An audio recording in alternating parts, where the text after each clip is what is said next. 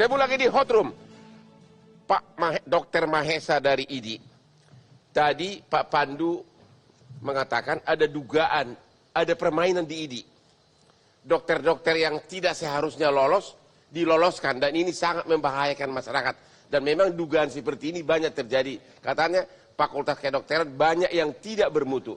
Apa kata ID? Ya, perlu kami luruskan dulu ya Bang Hotman. Ya. Diskusi tadi pada sesi sebelumnya itu adalah diskusi yang tahun 2017 itu dibicarakan di forum Mahkamah Konstitusi. Ya. Dan Mahkamah Konstitusi sendiri sudah ada keputusan nomor 10 tahun 2017. ID ini kan ada rumah besarnya. Di dalam ID itu ada yang disebut dengan pengurus besar ID. Ya. Ada yang disebut dengan majelis kolegium.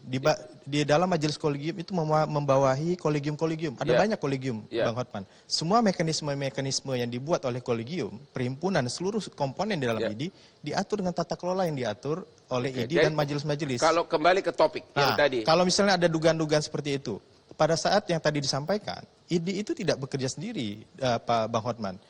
Dalam menguji mahasiswa lulusan Fakultas Kedokteran yang saat itu adalah entry exam, berbeda dengan sekarang statusnya adalah exit exam berdasarkan Undang-Undang Nomor 2013, itu ID berkoordinasi dengan Konsil Kedokteran, berkoordinasi dengan Kemenkes, berkoordinasi dengan stakeholder yang lain. Tadi kata disuruh dipermudah agar cepat lulus. Tidak betul seperti itu, tidak betul. Tidak betul dipermudah. Semuanya ada mekanisme, semuanya dibicarakan.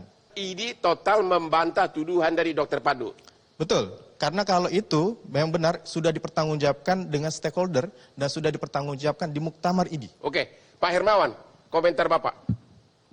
Baik atas PDSI maupun atas dugaan permainan meloloskan yang tidak mampu jadi dokter. Baik, pertama antara ID dan PDSI. Saya pikir dua-dua ini dibolehkan oleh undang-undang untuk berserikat dan berkumpul sesuai dengan konstitusi kita. Sebagai organisasi. Sebagai organisasi, pasal 28.3. Ya. Artinya sampai di tahapan pengakuan Kementerian Hukum dan HAM atas nama negara, maka wajar dan boleh ada organisasi yang memang seminat dalam hal ini adalah perkumpulan dokter dan juga ada ikatan dokter Terkait Indonesia. kewenangan berdasarkan undang-undang praktek dokter, ada nggak kaitannya? Ada kaitannya ketika berbicara organisasi profesi. Sampai pada Kementerian Hukum dan HAM belum bisa kita katakan organisasi profesi yang diakui. Karena membutuhkan dua legitimasi Bang Hotman.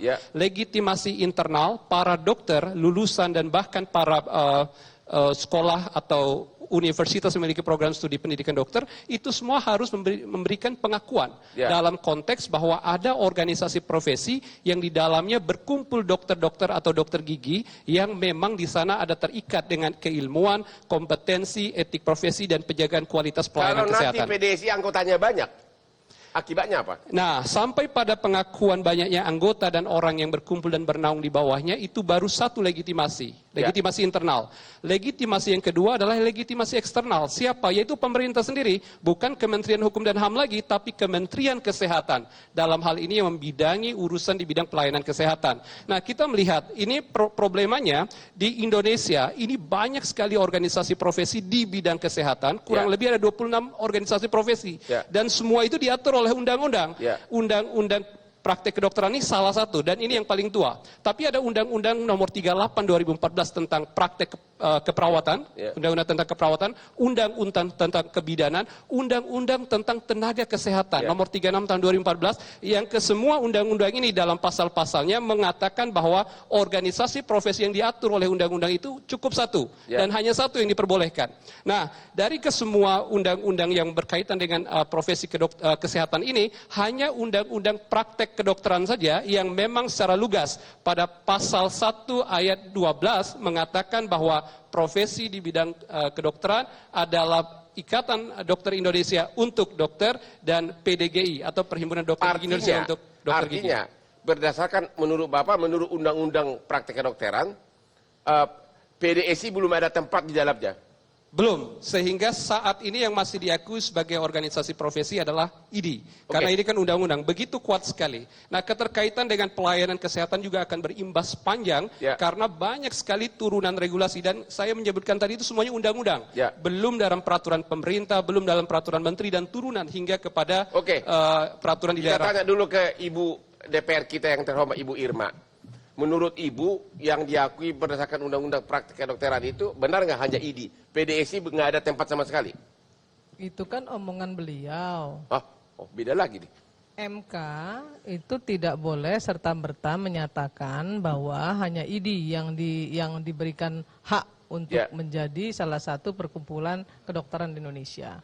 Karena MK melanggar hak azazi manusia.